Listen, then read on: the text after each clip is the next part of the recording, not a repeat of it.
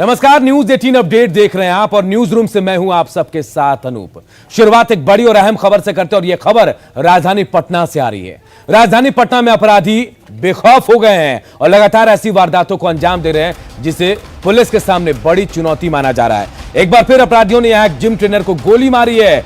Gym trainer Vikram को अपराधियों ने 5 गोली मारी है और जिम ट्रेनर को इस वक्त पीएमसीएच में भर्ती कराया गया है। बताया जा रहा है कि जिम ट्रेनर स्कूटी से था और कदम कुआं थाना क्षेत्र के बुद्ध मूर्ति के पास अपराधियों ने इसे गोली मारी। जिम ट्रेनर विक्रम को 5 गोलियां मारी अपराधियों ने। घायल जिम ट्रेनर की हिम्मत देखिए, खुद ही वो स्कूटी चलाकर पीएमसीएच भी पहुंच गया। यहां उसका इलाज चल रहा है, उसकी हालत गंभीर बनी हुई है। देखिए हमारे सहयोगी संजय कुमार की रिपोर्ट। राजधानी पटना में अपराधी बेखौफ हो चले हैं। एक तरफ जहां दिन दहाड़े आभूषण दुकान लूट ली जाती है, वहीं दूसरी तरफ अपराधियों की गोलीबारी भी लगातार जारी है। महज एक दिन पहले एसके पुरी थाना क्षेत्र के आनंदपुरी में एक रिटायर्ड कर्मी के घर पर गोलियां चलाई गई थी। तकरीबन 5 गोलियां चली थी और जिससे पूरे इलाके में दहशत फैल गई थी। आज एक बार फिर से अपराधियों ने पुलिस को चुनौती दी है और दिन दहाड़े, देखिए ये भीड़ भाड़ वाला इलाका है, कदमकुआं थाना क्षेत्र का ये बुद्ध मूर्ति इलाका है और यहाँ पर जिम ट्रेनर को गोलियां मारी गई हैं। 5 गोलियां, 4 से 5 गोलियां मारी गई हैं जिम ट्रेनर, जिनका नाम विक्रम बताया जा रहा है। और फिलहाल पुलिस इस पूरे मामले की छानबीन में जुटी हुई है। इलाज के लिए पीएमसीएच में एडमिट कराया गया है जिम ट्रेनर को और मौके पर तमाम अधिकारी भी पहुंचने लगे हैं। सीसीटीवी फुटेज को खंगाला जा रहा है और ठीक हमारे सामने ये घटना स्थल है जहां पर गोली जो है वो मारी गई है। दरअसल सुबह से ही बूंदाबांदी और बारिश हो रही थी, लिहाजा जो खून के धब्बे थे वो मिट गए हैं। और कौन सा ये इलाका है, सामने ठीक पौष इलाका है, ये 2 मुहानी है और सामने देखिए वहां पर बुद्ध मूर्ति का मेन रोड है और वहां से अपराधी आकर ठीक दाहिने चेज करके उसे गोली मारते हैं। बाइक पर सवार था और जो जानकारी मिल पाई है, खुद स्कूटी पे सवार था उस समय जो जिम ट्रेनर है विक्रम, और गोली लगने के बाद 4 से 5 गोलियां लगी हैं और उसके बाद भी वह खुद से स्कूटी ड्राइव कर पीएमसीएच पहुंचा है जहां उसे एडमिट कराया गया। इस पूरे मामले में पटना के सिटी एसपी और एएसपी टाउन के अलावा कदमकुआं थाने की पुलिस पूरे मामले की छानबीन और उद्भेदन में लगी हुई है। देखना होगा पुलिस इस पूरे मामले का खुलासा कैसे करती है और कब तक अपराधियों तक पहुंच पाती है। कैमरा पर्सन मनीष जुनेजा के साथ संजय कुमार, न्यूज 18 पटना। तो देखिए एक बार फिर अपराधियों ने दुस्साहस दिखाया राजधानी पटना में और एक जिम ट्रेनर को गोली मारी है। जी हां, जिम ट्रेनर जो है विक्रम नाम बताया जा रहा है और 5 गोलियों से छलनी किया गया विक्रम को। और यह घटना जो है कदमकुआं क्षेत्र के बुद्ध मूर्ति इलाके के पास की है। हालांकि हिम्मत भी देखिए जिम ट्रेनर के, खुद स्कूटी चलाकर वो पीएमसीएच पहुंच गया।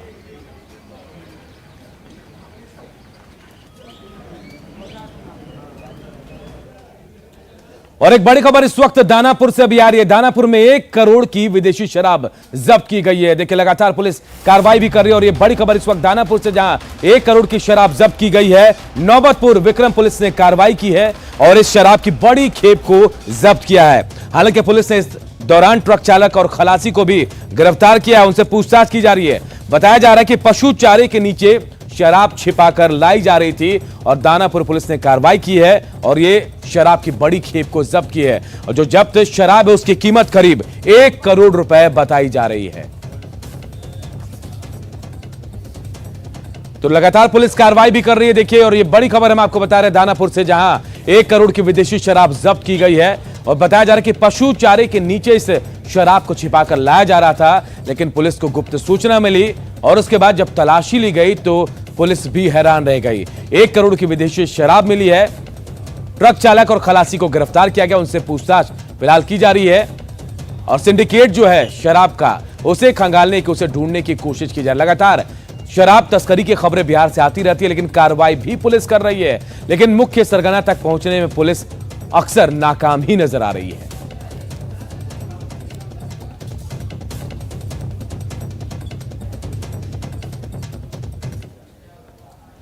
औरंगाबाद से खबर है, जहां शराब की भट्टियों को ध्वस्त किया गया। 6 शराब की भट्टियां यहां मिली थी जिसे पुलिस ने ध्वस्त किया है। और सबसे खास बात यह कि शराब की जो भट्टियां हैं वो नक्सली इलाके में चलाई जा रही थी।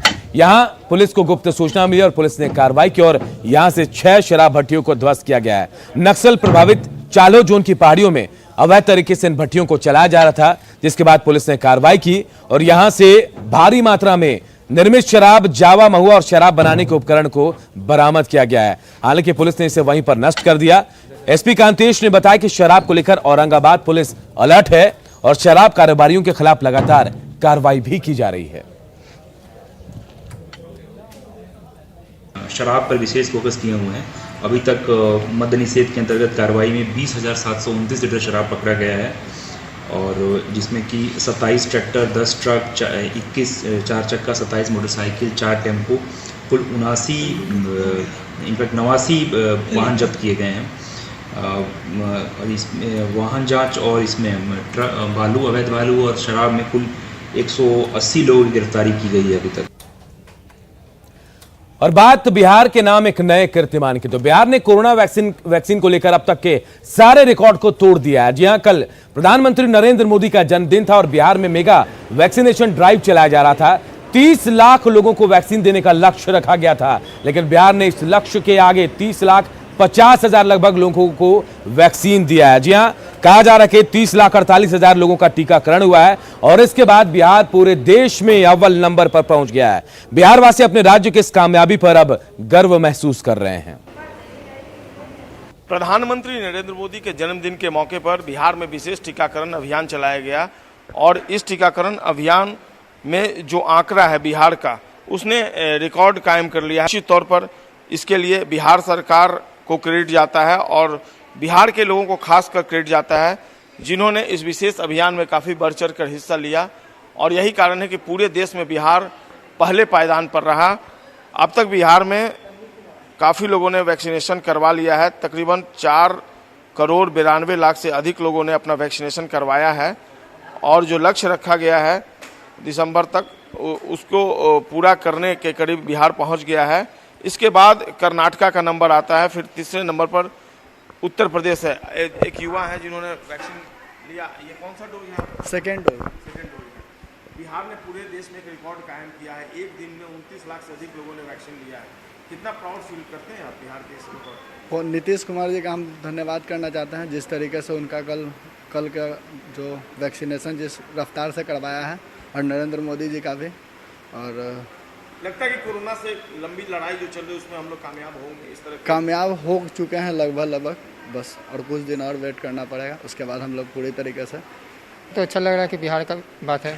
सभी देशों के मुकाबले तो ये अच्छी बात है कि बिहार ने एक नया रिकॉर्ड कायम किया है पूरे देश में। ये तो हमारे लिए गर्व की बात है कि बिहार ने एक नया रिकॉर्ड कायम किया हुआ है। बिहार के लोग भी जागरूक दिखते हैं इसका बहुत जागरूक दिख रहे हैं।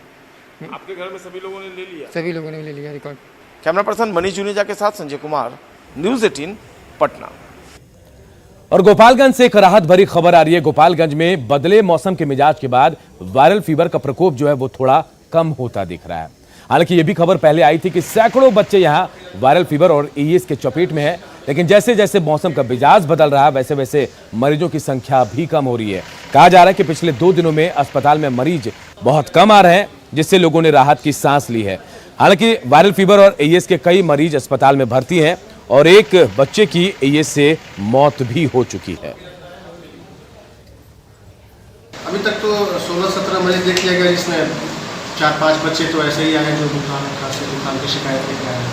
पहले के मुकाबले बच्चों की संख्या जो है कुछ कम हो रहा है, लेकिन आ रहे हैं बच्चे तो आ ही रहे हैं। लालू प्रसाद यादव के बड़े बेटे और पूर्व स्वास्थ्य मंत्री तेज प्रताप यादव ने एक नई छात्र संगठन बनाई है, छात्र जनशक्ति परिषद के नाम से। लेकिन अब तेज प्रताप ने ऐलान कर दिया कि अपने संगठन के लिए वो लालटेन का इस्तेमाल नहीं करेंगे।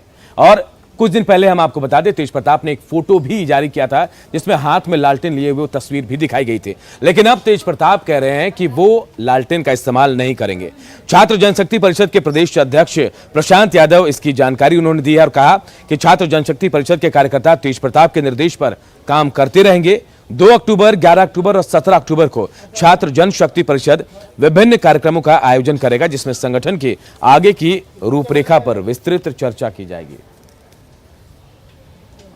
जो सिंबल हाथ से लगा हुआ लालटेन था, हम लोग रोक लगा दी है। हम लोग उसको प्रयोग में नहीं लाएंगे। ना राष्ट्रीय जनता, हम लोग काम करेंगे। यह है कि हम लोग राष्ट्रीय जनता दल को मजबूत करेंगे। और ऐसा ही नहीं, राजद के साथ कई ऐसे हम लोगों ने देखा है, जो कुछ दिनों के लिए तो पार्टी के पदाधिकारी बनते हैं, फिर जब फेरबदल हो जाता है उनको कोई पूछने वाला नहीं होता है। तो हम ऐसे पार्टी के जो समर्पित कार्यकर्ता है, जो मायूस होकर बैठा हुआ, उनको भी घर वापसी लाने का काम करेंगे, उनको भी इस अभियान के साथ जोड़ने का काम करेंगे। तो कहीं ना कहीं हम राष्ट्रीय जनता दल को मजबूत करेंगे। सहरसा के यूनियन बैंक में करोड़ों का फर्जीवाड़ा हुआ और इसका पता तब चला जब जिन लोगों ने लोन नहीं लिया था उनके घर पर नोटिस पहुंच गया। बताया जा रहा है कि तत्कालीन ब्रांच मैनेजर और बिचौलियों की मदद से 800 लाभुकों के नाम से लोन उठाया गया, लेकिन जिन लोगों के नाम इसमें दिए गए हैं उनके बारे में कहा जा रहा है कि वो लोग कह रहे हैं कि उन्होंने लोन लिया ही नहीं है। जब नोटिस बैंक का उन लोगों को मिला तब इन लोगों को लोक अदालत में आने को कहा गया। पीड़ित लोगों की माने तो कुछ समय पहले बिचौलिए ने यूनियन बैंक की शाखा से अनुदान दिलाने के नाम पर कई कागजात उनसे लिए थे। उसने कई कागजातों पर हस्ताक्षर भी कराए। अनुदान की वजह से लोगों ने हस्ताक्षर कर दिए, लेकिन बाद में जब बैंक का नोटिस आया तो सभी के होश उड़ गए। वहीं इस बाबत एसपी लिपि सिंह ने एक बिचौलिए की गिरफ्तारी कर न्यायिक हिरासत में जेल भेजने की बात भी कही है और तत्कालीन बैंक मैनेजर और उसके सहयोगी पर मामला दर्ज कर कार्रवाई की बात कही है। हमर पति है गाँव आल वो गाँव आल न तो एगो आधार कार्ड के फोटो ला लेलक, कहलकै दस्खत साइन कए दू पर। उन्हें बुझलक समझल दस्खत साइन कए देलकै, कहलकै खाता खुल गेल 8 दिन में बोलाबिए। 8 दिन में नहीं बोलेलकै तो नहीं बोलल, हमर पति फिर बाहर चल गए। ओहि पर नोटिस अलै। जो इसका बिचौलिया है बाना ठाकुर, उसको गिरफ्तार करके जेल भेज दिया गया है। साथ में एफआईआर वहाँ के तत्कालीन बैंक मैनेजर और उनके सहकर्मियों पे की गई है, तो हम लोग उनके खिलाफ भी कार्रवाई करेंगे, उनकी गिरफ्तारी के लिए अपना वारंट प्रे करेंगे। मधुबनी में पुलिस शराब कारोबारियों को गिरफ्तार तो कर रही है, लेकिन इनके परिवार वालों को जीविकापार्जन के लिए रोजगार की व्यवस्था भी कर रही है। जीविका के तहत ये काम किया जा रहा है और इन लोगों को रोजगार दिलाया जा रहा है। जो परिवार वाले हैं, जो कारोबारी हैं, शराब के जो जेल गए हैं, उन्हें मदद की जा रही है। जी हाँ, वैकल्पिक रोजगार से जोड़ने की खास पहल की गई है ताकि शराबबंदी कानून को सही तरीके से धरातल पर उतारा जा सके।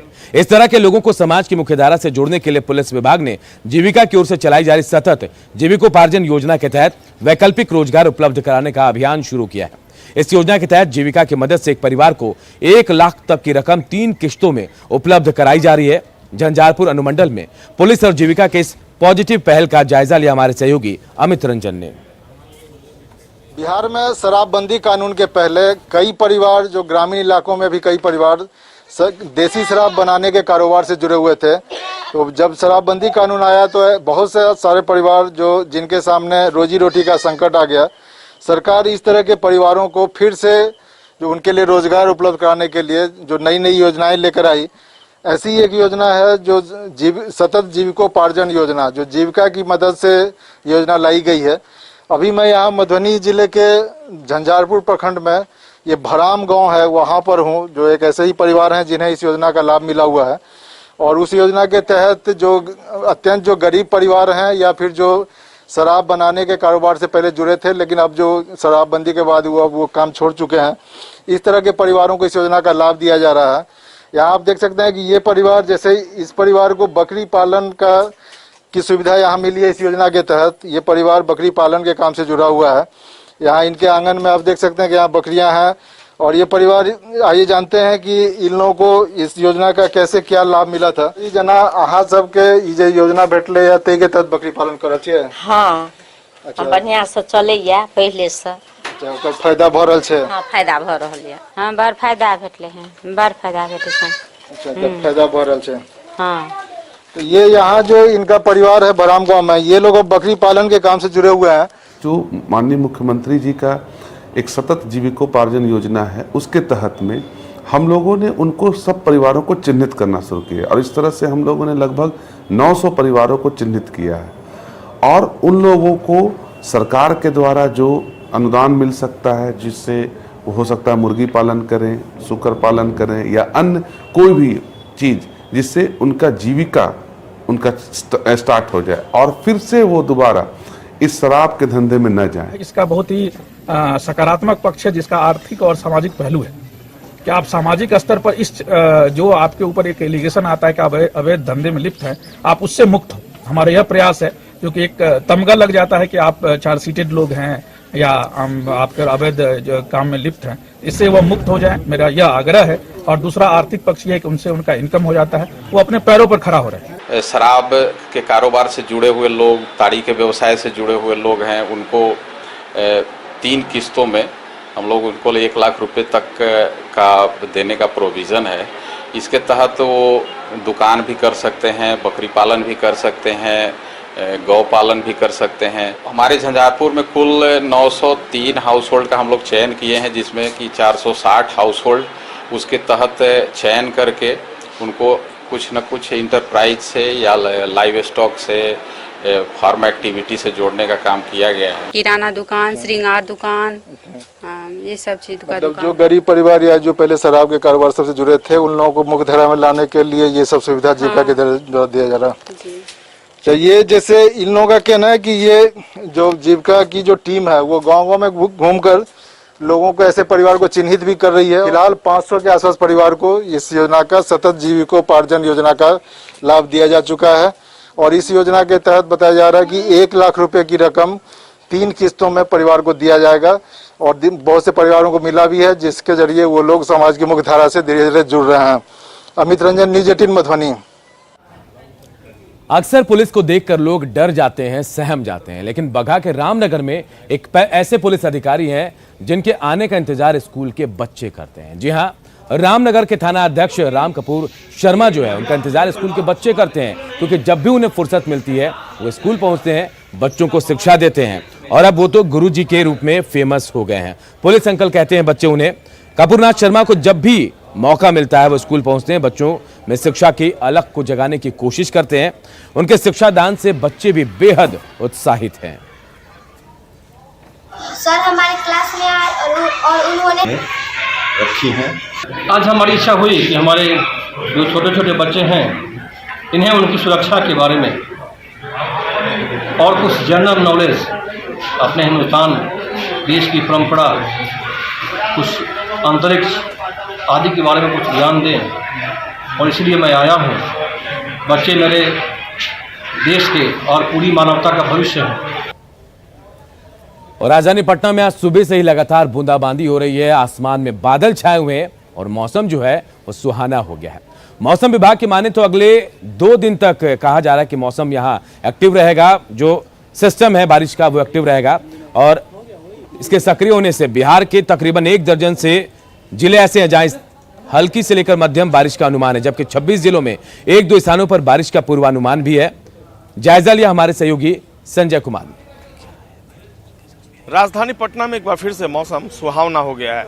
आज सुबह से ही बूंदाबांदी हो रही है और इसके कारण पिछले कई दिनों से जो उमस थी उससे लोगों को निजात मिल पाई है। मौसम विभाग की माने तो आने वाले 2 दिनों तक बिहार में बारिश का सिस्टम एक्टिव रहेगा। मानसून की सक्रियता से बिहार के तकरीबन 12 जिलों में अधिकतर स्थानों पर हल्की से मध्यम बारिश होने का पूर्वानुमान है, जबकि 26 जिलों में 1-2 स्थानों पर बारिश की संभावना जताई गई है। मौसम विभाग का यह कहना है कि मानसून की ट्रफ रेखा द्वारिका, अहमदाबाद, मध्य प्रदेश के मध्य भाग में बने निम्न दाब के क्षेत्र सिद्धि, डाल्टनगंज और बालासुर होते हुए पूर्व मध्य बंगाल की खाड़ी की तरफ बढ़ रही है और यह समुद्र तल से 0.9 किलोमीटर तक फैला हुआ है। इसके साथ ही एक चक्रवाती परिसंचरण का क्षेत्र भी पूर्व मध्य बंगाल की खाड़ी और समीवर्ती क्षेत्र में बना हुआ है। इसकी दिशा पश्चिम उत्तर पश्चिम की तरफ बढ़ रही है। मौसम विभाग पटना के वैज्ञानिकों की माने तो मानसून की सक्रियता और बारिश के सिस्टम के एक्टिव होने से बिहार में बरसात का ये पूर्वानुमान लगाया जा रहा है। मौसम वैज्ञानिकों का यह कहना है कि मौसम गतिविधियों में हो रहे परिवर्तन से उत्तर पश्चिम बिहार के पश्चिम चंपारण, सिवान, सारण, पूर्वी चंपारण, गोपालगंज और दक्षिण पश्चिम बिहार के बक्सर, भोजपुर, रोहतास, भभुआ, औरंगाबाद, अरवल समेत कई स्थानों पर हल्की से मध्यम बारिश हो सकती है। और इसके अलावा इस सिस्टम से जो शेष बिहार के 26 जिले हैं वहां भी कुछ स्थानों पर हल्की से मध्यम बारिश होने का अनुमान है। अगले 24 से 48 घंटे तक होने वाली बारिश के बाद मौसम साफ हो सकता है। मौसम वैज्ञानिकों का यह कहना है कि पूर्वी भाग में सुपौल, अररिया, किशनगंज, मधेपुरा, सहरसा, पूर्णिया, कटिहार, इसके अलावा भागलपुर, बांका, जमुई, मुंगेर और खगड़िया जैसे जिलों में अनेक स्थानों पर हल्की से मध्यम बारिश जो है वो हो सकती है। तो निश्चित तौर पर एक बार फिर से मानसून की सक्रियता दिख रही है बिहार में। और यह पटना का मौसम आप देख सकते हैं आसमान में अभी भी बादल छाया हुआ है, बूंदाबांदी लगातार हो रही है। आप देख सकते हैं वो पानी में किस तरीके से बारिश की बूंदें गिर रही हैं। इससे एहसास हो रहा है कि बूंदाबांदी जो है वो लगातार हो रही है। कुछ एक क्षण में बूंदाबांदी रुक रही है, लेकिन लगातार राजधानी पटना में भी आज सुबह से ही मौसम सुहावना बना हुआ है। कैमरा पर्सन मनीष जुनेजा के साथ संजय कुमार, न्यूज़ 18 पटना। छपरा के जेपीएम कॉलेज की छात्रा ममता का चयन जो राष्ट्रीय सेवा योजना पुरस्कार के लिए हुआ, 2019-20 का ये पुरस्कार उन्हें मिलेगा। और पूरे देश में देखिए 30 ऐसे स्वयंसेवक कैडेट हैं जिनको ये पुरस्कार के लिए चुना गया। इनमें से 2 बिहार के हैं, 2 कैडेट बिहार के हैं। इनमें ममता के अलावा गया कॉलेज के छात्र विशाल राज को भी एनएसएस के विशेष पुरस्कार के लिए चुना गया है। समाज सेवा के क्षेत्र में बेहतर कार्य करने वाले कैडेटों को यह सर्वोच्च सम्मान दिया जाता है।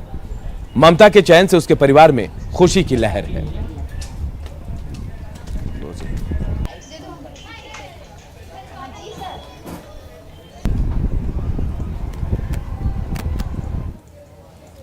और न्यूज़ 18 अपडेट के इस बुलेटिन में इतना ही। मुझे दीजिए इजाजत। नमस्कार।